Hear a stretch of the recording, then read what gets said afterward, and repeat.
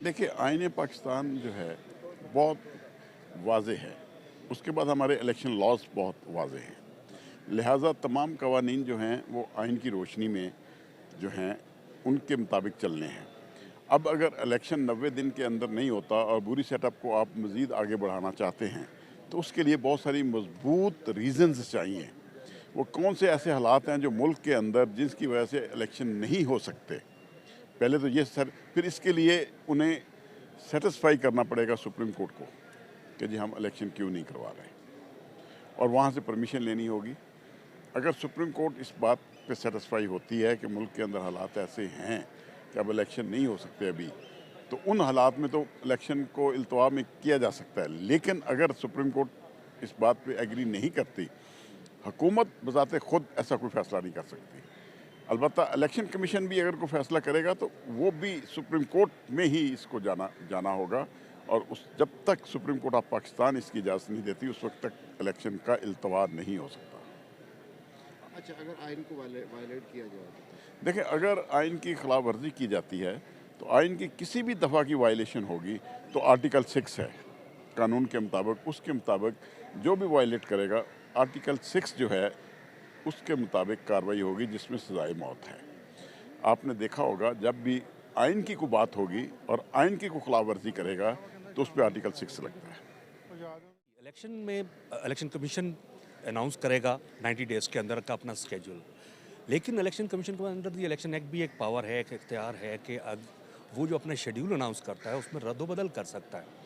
तो for example कि अगर वो 90 दिन का शेड्यूल देते हैं, लास्ट 90 दिन के जिस दिन आखिरी 90th डे है उस दिन वो पोल डे उन्होंने दिया हुआ है और उस पोल डे के अंदर कोई ऐसे हालात पैदा हो जाते हैं कि जी वो इलेक्शन उस दिन मुमकिन ना हो सके, या तो वो क्योंकि इलेक्शन कमीशन की ड्यूटी आइनी जो मेन ड्यूटी है वो है to ensure fair and free election और इंश्योर करना है कि मैक्सिमम पार्टिसिपेशन पब्लिक की हो सके, क्योंकि ये एक जनरल इलेक्शन होगा सुबह से।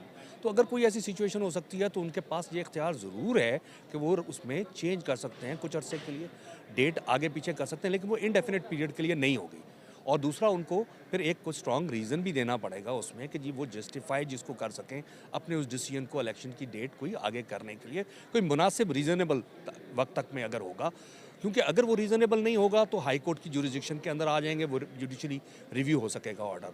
और आइन के अंदर ये भी प्रोविजन मौजूद है कि अगर कोई आइन किसी एक्ट के लिए, किसी आइनी एक्शन के लिए, प्रोसीडिंग्स के लिए कोई मुय्यन टाइम मुकर्रर करता है, तो उस मुकर्ररा मुद्दत के अंदर काम नहीं होता तो क्या उस मुद्दत के बाद हो सकता है उसका कोई लीगल इफेक्ट? तो वो अगर उस मुद्दत के बाद भी होता है तो आइन उसे लीगल प्रोटेक्शन देता है कि अगर अपने फिक्स पीरियड के अंदर नहीं होता, फिक्स पीरियड के बाद भी होता है वो आइन, तो वो उसको आइनी तहफ़्फ़ुज़ होगा, वो कानून के तहत किया हुआ ही एक्ट होगा। तो इसमें सबसे इंपॉर्टेंट चीज़ है कि कौन से ऐसे हालात होंगे जिसको इलेक्शन कमीशन बुनियाद बना के इलेक्शन को थोड़ा बहुत आगे कर सकते हैं। लेकिन यहाँ मैं फिर एक बात पर जोर दूंगा कि रीज़नेबल टाइम के लिए थोड़ा बहुत आगे पीछे कर सकेंगे एडजस्टमेंट के लिए, और उसके लिए भी उनको स्ट्रॉन्ग जस्टिफिकेशन देनी पड़ेगी। तो अब ये देखते हैं कि उस वक्त तक हालात क्या होते हैं। नए सेटअप में तो बुरी हुकूमत ही आती है। विद इन 90 डेज़ उन्होंने इलेक्शन कमीशन करवाने होते हैं। अगर उससे एक्सटेंड करें तो उसके लिए कोर्ट में जाना पड़ेगा, सुप्रीम कोर्ट में विद सर्टन रीजंस बताना पड़ेगा कि किस वजह से ये लॉन्गर पीरियड के लिए बनाना चाहते हैं। और कीप इन व्यू द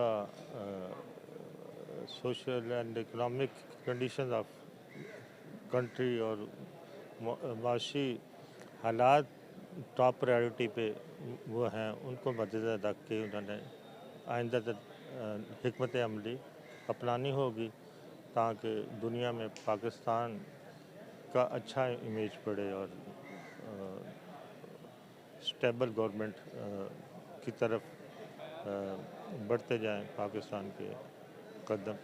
इस सेटअप के लिए कौन से इदारे को आइन जो इजाज़त देता है कि वो उसको एक्सटेंड करे, हालांकि 90 दिन तो उसमें लाजमी है? सुप्रीम कोर्ट ऑफ पाकिस्तान ही है, उसको सर्टन रीज़न बता के तो उससे अप्रूवल अगर वो आइन में गुंजाइश वो नज़र देखते हैं, नज़र आती है तो तब भी वो मूव कर सकते हैं।